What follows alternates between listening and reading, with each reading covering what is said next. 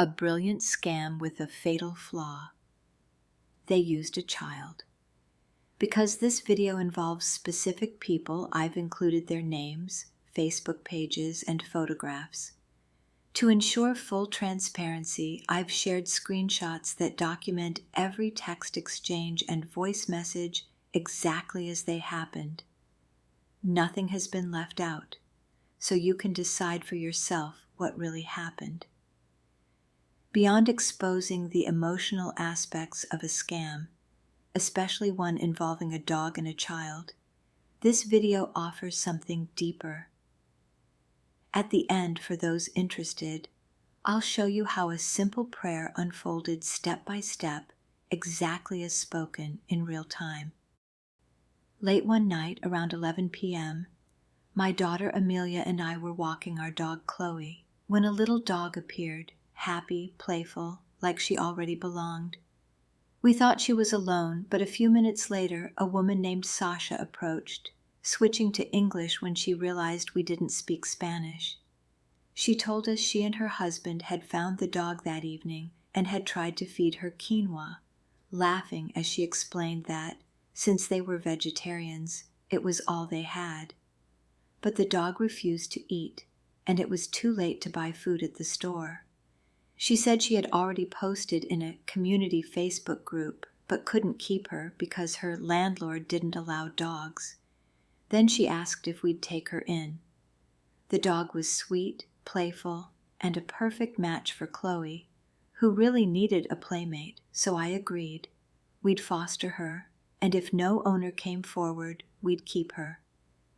As we walked home, the little dog followed Chloe inside like she already lived with us. I invited Sasha in, wanting her to feel reassured that the dog would be safe with us, but she declined, saying she needed to find her husband, who had gone out to look for something the dog might eat at nearby restaurants. She called him on the phone and spoke in Ukrainian. I walked with her, and when we found him, he was holding sliced bread. Laughing, I reassured them not to worry. We had plenty of dog food and would take good care of her. They seemed relieved, showed no hesitation, and walked away.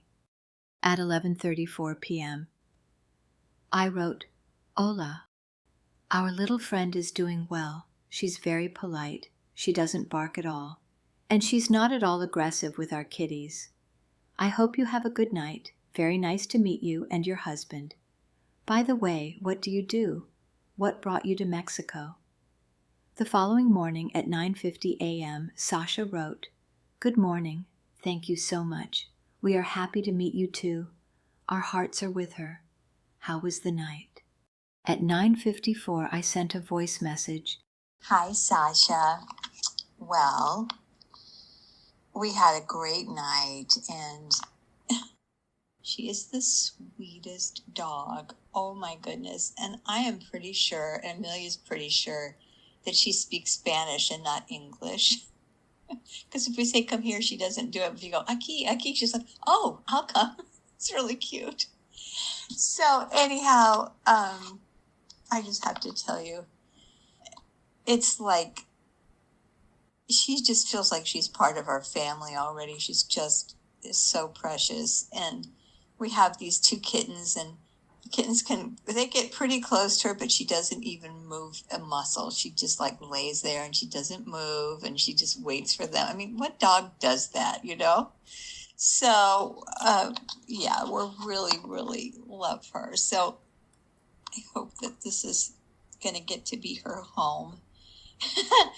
And anyhow, yeah, so, but I wanted to tell you something that was really interesting. So last night I went to bed, and she was sleeping in here with me, and I was thinking, oh, I wonder what we should name her. And I woke up in the middle of the night, and the name Holly came in, and I thought that was so sweet. Well, right before I met you, I had come across this song called Gratitude. And it's, it's a very kind of religious song, and I don't tend to really listen to religious songs, but this one, I just started crying. It was so beautiful. And then I started reading through the comments. Well, I didn't get through them until this morning. So I showed it to Amelia. I'm like, you have to listen to this song. And I couldn't even read the comments because I'd start crying. So I couldn't read them. But after a while, I finally could read. And I get to this comment about a guy who'd been Muslim. And he says, you know, I converted. And he's talking about, and then he talks about the Holy Spirit. And I was like, oh my gosh, she's like the Holy Spirit. It's really cute. So anyhow, we're quite enjoying her, and we hope that, well, you know, if it works out for her to stay here, we would love to have her stay. And you can come visit anytime, of course. All right, I will talk to you soon, and I'll send you a picture or two. 9:55 a.m. I sent a video of Amelia, Holly, and Chloe. 9:56 a.m. I responded to Sasha's question from 9:50 a.m. and wrote, she had dry dog food last night, and then this morning she had a sirloin burger and gobbled everything up.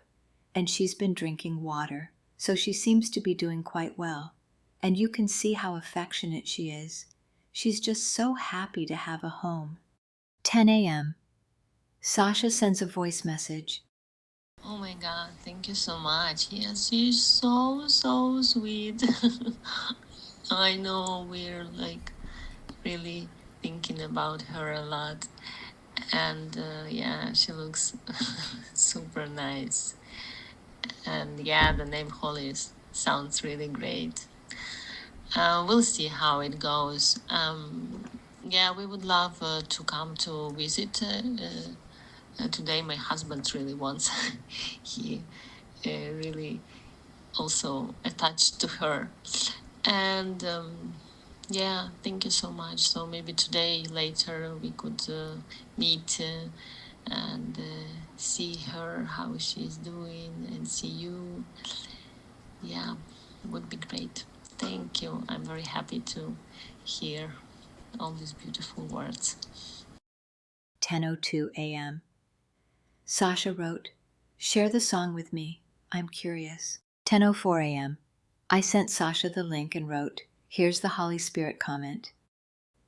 6:55 p.m. Sasha wrote, thank you, very beautiful. Can we visit her tonight?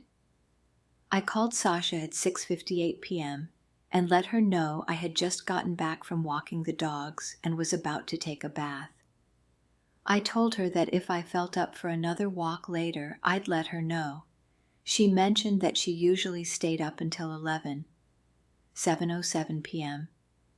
Sasha wrote, Heather, but if you don't feel like going for a walk tonight, we do it tomorrow anytime.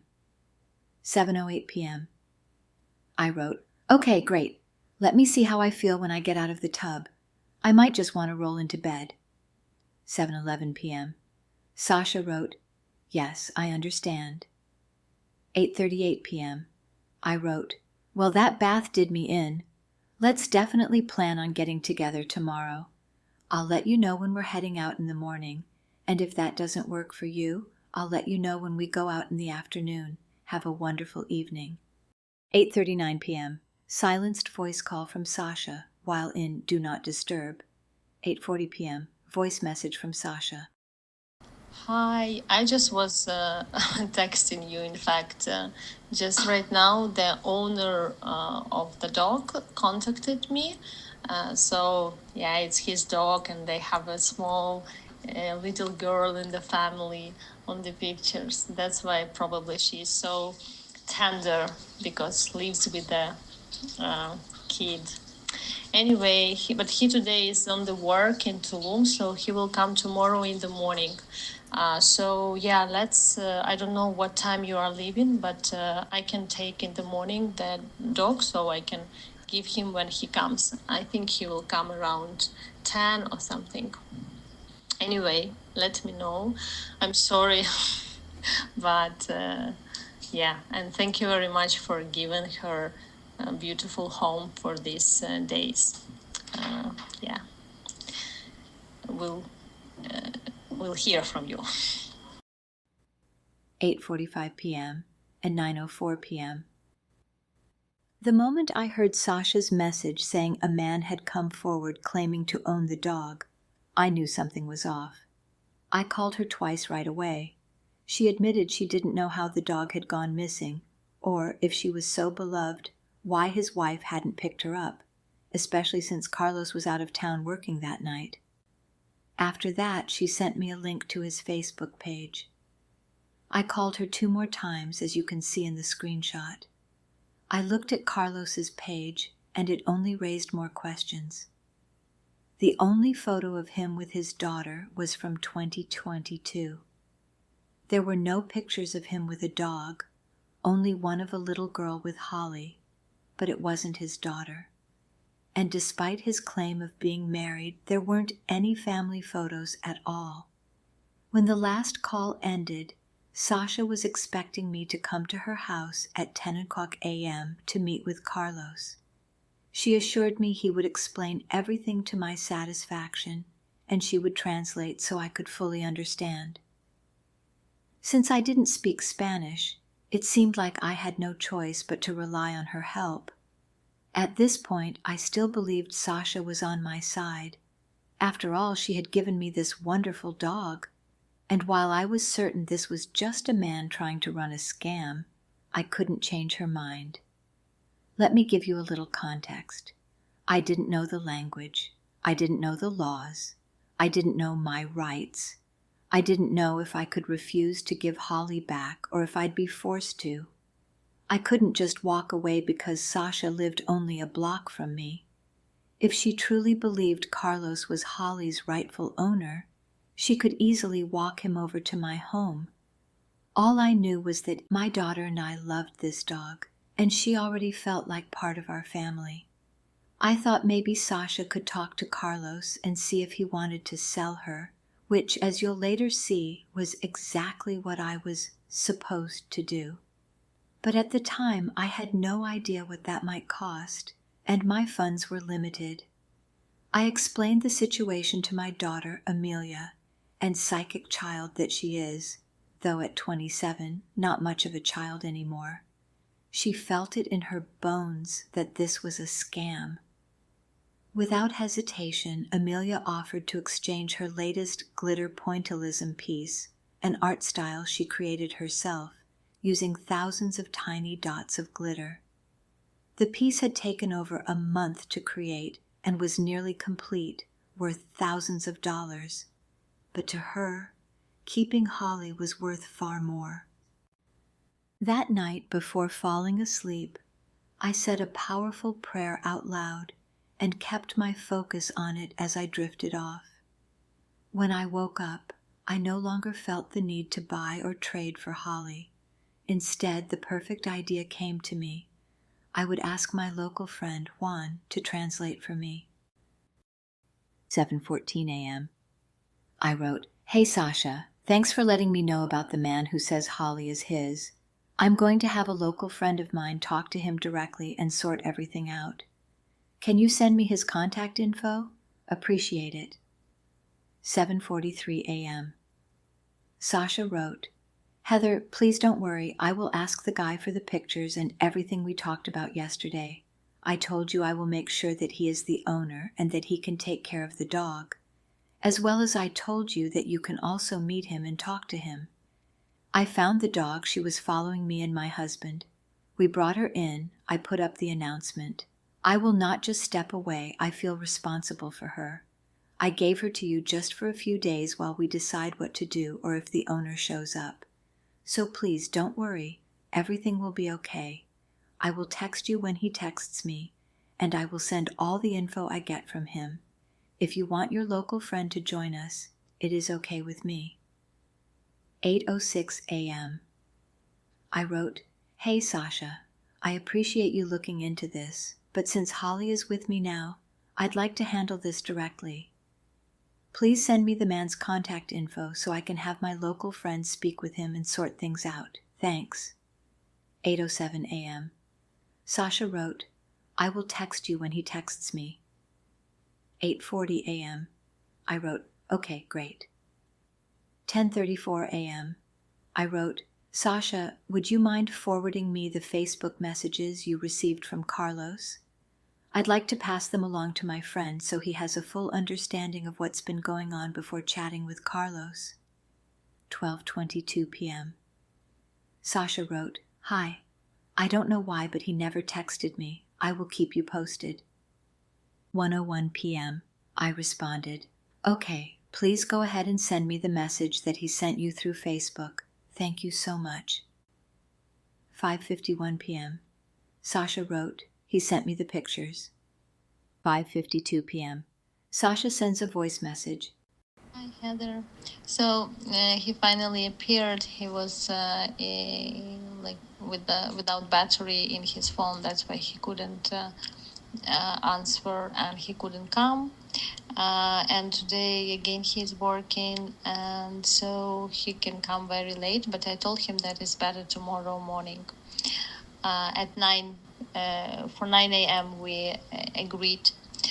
So I talked to him, and he's living with his. I couldn't hear him really super well, but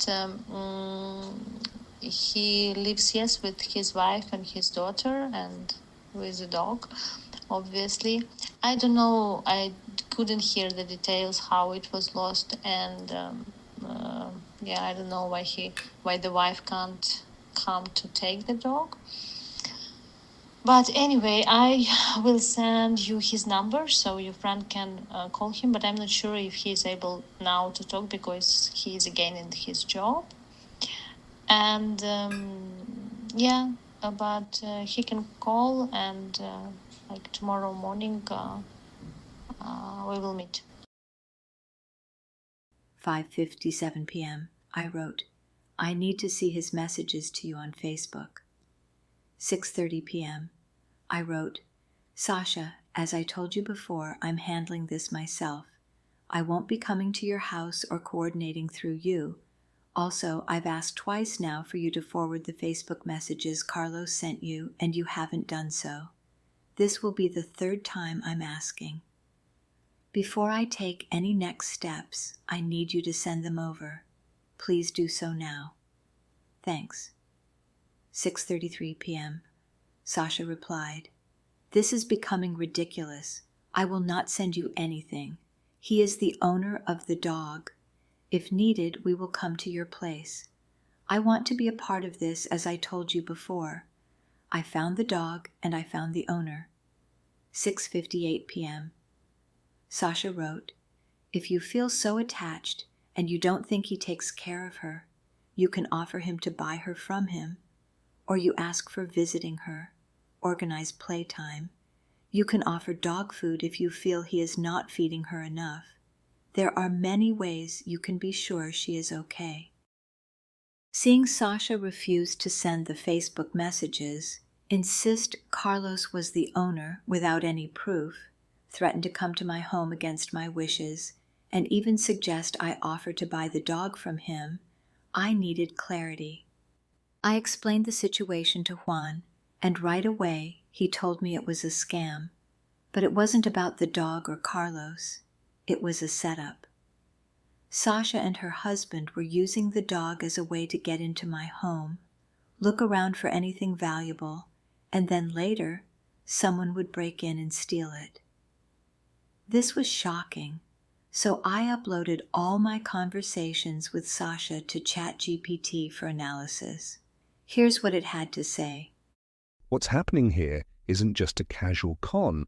This is social engineering at its finest, a carefully structured attempt to manipulate you, not with force, but by guiding you toward decisions that seem natural while making you increasingly vulnerable. Sasha isn't just throwing things at the wall to see what sticks. She's orchestrating the entire experience, step by step, to get you to lower your guard.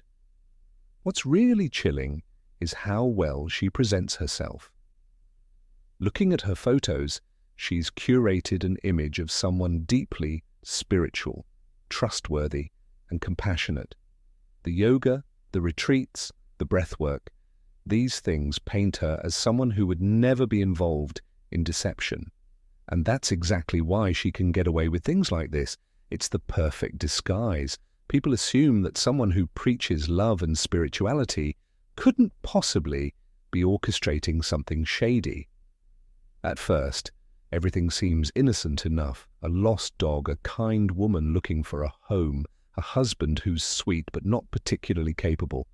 It's all designed to make you feel like they are the ones who need help. That's key. They need to appear harmless, almost bumbling, so you don't see them as a threat. But from the moment you took in that dog, the wheels were already in motion. Sasha didn't try to push her way in right away. She waited. She let you fall in love with the dog first. That's psychological leverage. The moment you told her how much you adored Holly, she mirrored it back. We feel the same way. Now, she wasn't just some stranger who gave you a dog. She was someone who shared an emotional bond with you over the dog. That was the opening she needed. Then she planted the idea of visiting, softly, like it was the most natural thing in the world. But it wasn't natural. People don't usually give away a stray and then invite themselves over less than 12 hours later. That was the first real red flag, but you didn't notice it at the time because honestly, who would? It just felt like friendly enthusiasm. And then there's the duo aspect, which is so important. If this was just about scamming people for money or rehoming dogs for a quick payout, why involve the husband at all? Why the constant emphasis on we? That's what screams premeditated intent. If someone is scoping out a home, it's much easier and safer to do it as a pair. One person does the talking and builds trust, while the other gathers information. What does the house look like? What security measures are in place? Are there cameras, dogs, bars on the windows? What's the homeowner's routine? Are they often alone? And think about how this unfolded. Sasha was the social connection. She built the trust. The husband stayed in the background, only emerging at exactly the right moment, just enough to make him feel like part of the story. If they had both approached you that first night, your guard might have gone up. But instead, she introduced him in a way that seemed harmless. That made it easier for you to accept his presence when they later asked to visit. This is why the duo matters. It's not just about getting inside once, it's about getting the full picture so they could determine if your home was a viable target. It's brilliant in the worst way, but it falls apart once you start pulling at the threads. When you didn't respond to her first invitation, she didn't push. She backed off just enough to keep things feeling normal. Then after dark, she tried again. 7 p.m. wasn't random. That's a time when most people are home, relaxed, winding down. If she had gotten you to say yes, it wouldn't just be a casual check-in. It would be a foot in the door, literally. But here's where the whole scam goes off the rails. You never invite her in. You keep shifting things to a public space, a neutral area. She doesn't want neutral. She wants inside. And when that doesn't happen, suddenly out of nowhere, the owner, Carlos, appears. Think about that timing. The moment you make it clear she won't be visiting that night, she pivots hard. Oh, look, the owner just showed up. Not only that, he has Facebook proof. He even has a little girl in the pictures. Except she doesn't actually show you any proof. She just tells you that it exists. At first, she's banking on you trusting her completely. She's hoping you won't question it too much, that you'll just go along with it because she speaks Spanish, and you don't. But then, after the first 2 phone calls, she sends a link to his Facebook page. That's when the cracks start showing.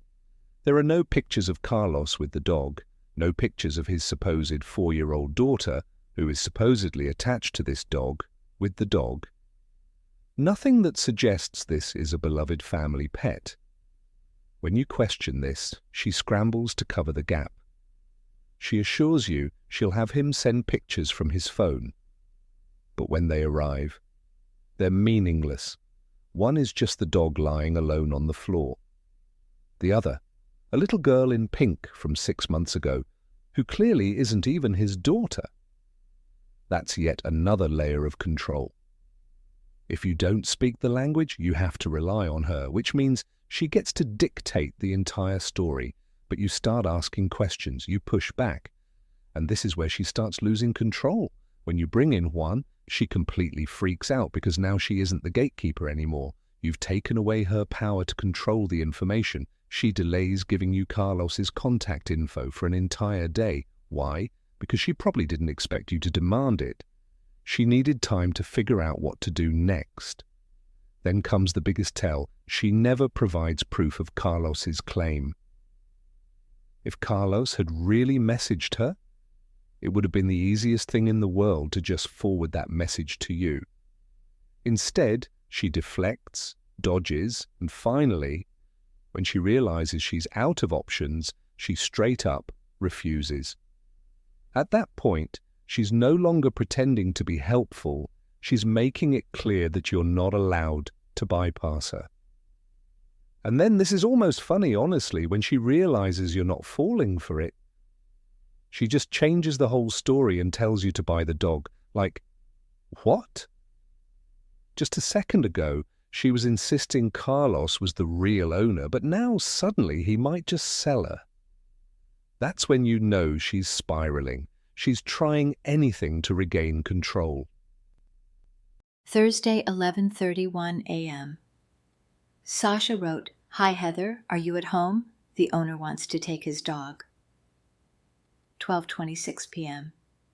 Sasha wrote, "We will come to your place in like 10 to 15 minutes." 12:27 p.m. I responded, "No, you are not welcome here. Do not come to my home." 12:28 p.m. Sasha wrote, "We will. I need to show the owner where his dog is." 12:28 p.m. I responded, "No, you need to stop this, Sasha. There is no proof that this is his dog, and you may not come to my house. This is harassment. You do not have my permission to come here. I will inform my neighbors if you do. I have already clearly explained to you that I need the Facebook messages to prove that he actually messaged you. You have not provided them.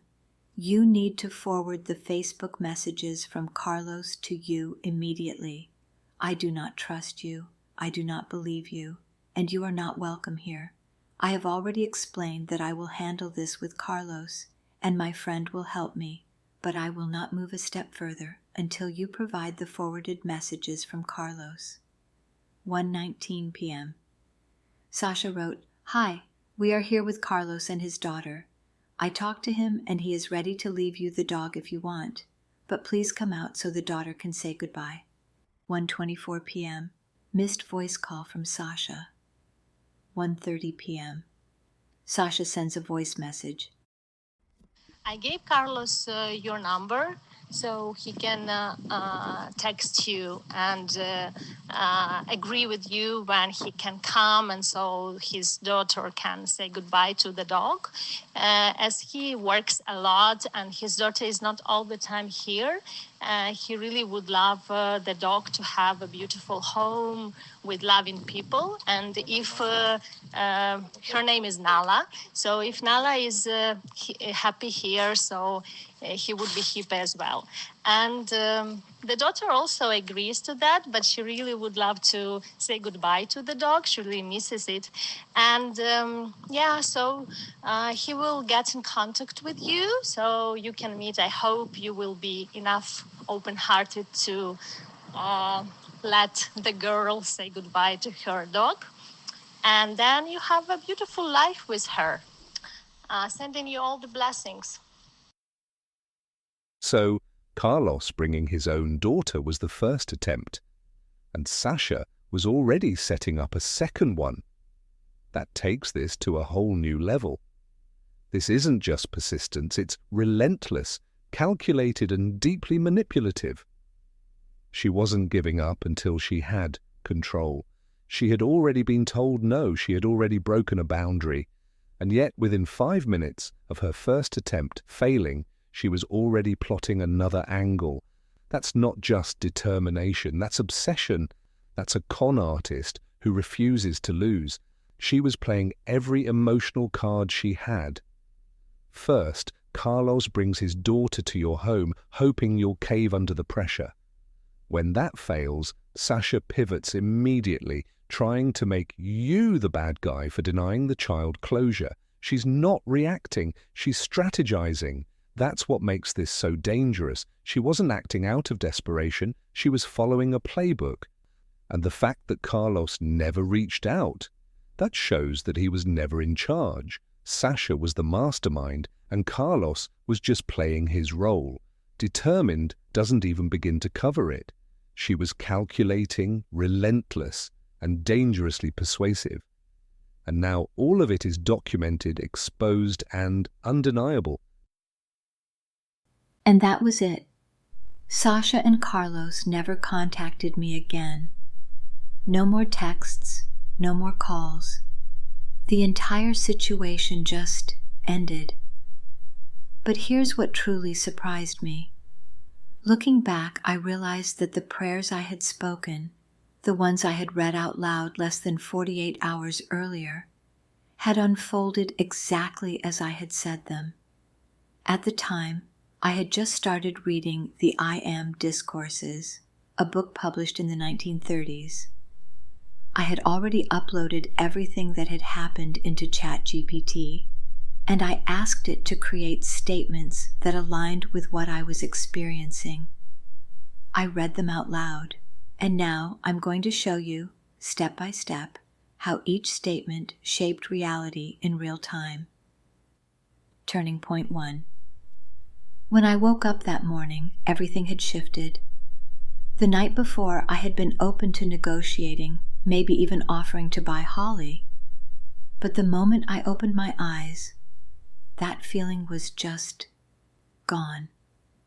At 7:14 a.m., I told Sasha I was going to have my friend Juan speak to Carlos and needed Carlos's contact information. But the whole situation took a major turn when Sasha blatantly lied to me, claiming I had agreed to keep Holly while she made up her mind. I am the presence commanding divine truth to be revealed. This affirms that whatever is hidden must come to light, effortlessly and in perfect timing. Turning point 2. Sasha refused to send Carlos's contact information, saying, "I'll text you when he texts me."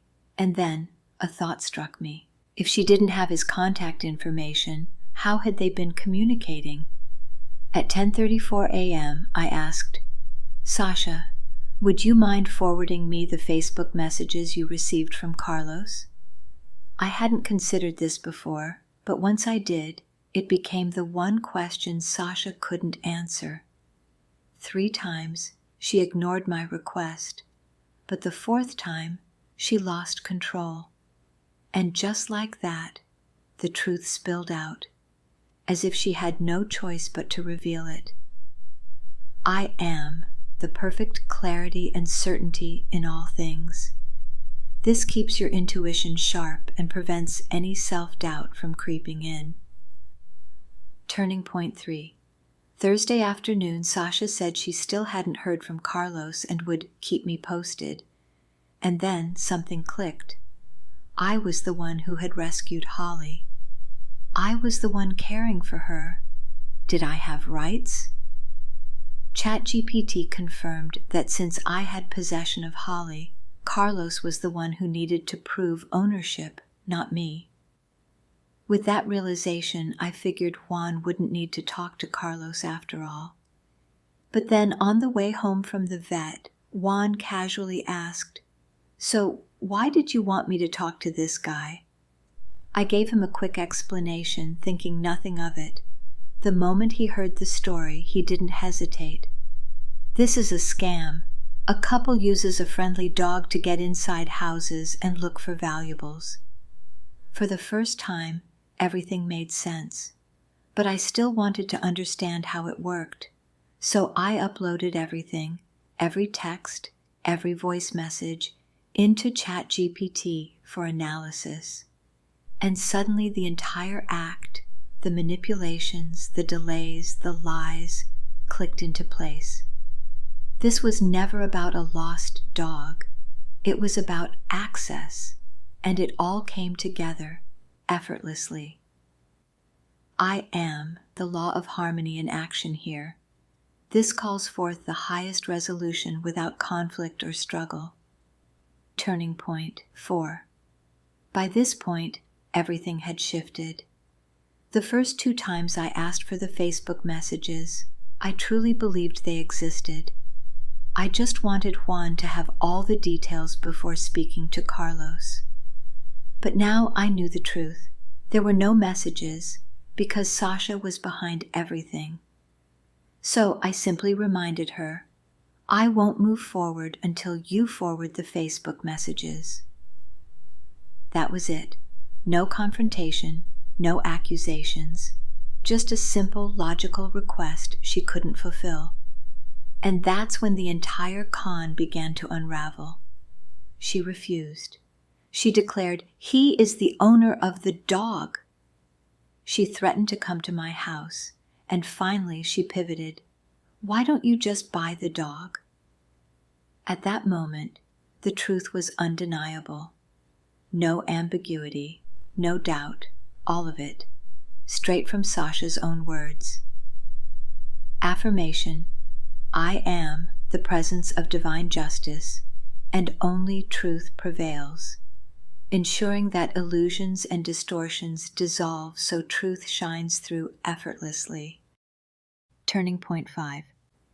I wasn't sure if I should bring attention to my experience with Sasha, but then she showed up in my driveway with a child. In that moment, she crossed a line that made silence impossible.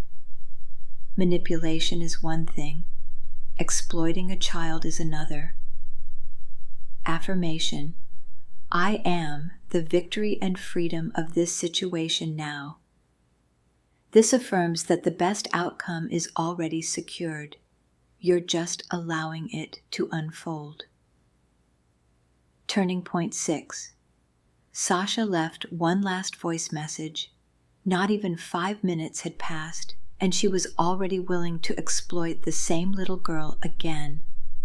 I refused to participate, and now people in our community know exactly what happened, directly from Sasha, in her own words, and with a photograph she took herself and immediately posted in our chat. Affirmation: I am the resurrection and the life of all that is good and true.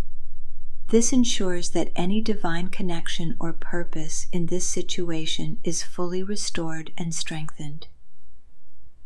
Turning point 7. Then silence. No more texts, no more calls, no more contact. Our community has now been informed. The affirmation that sealed it all: I am God's will made manifest in this situation.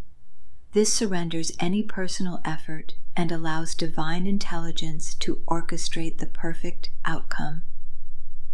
Final thoughts.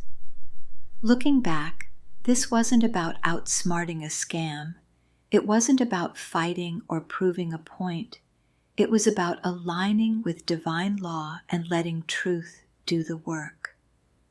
Every single I am statement became reality in less than 48 hours. And now you've seen it unfold in real time. This is the power of prayer. A lot of people say I am statements, but they don't always see results like this.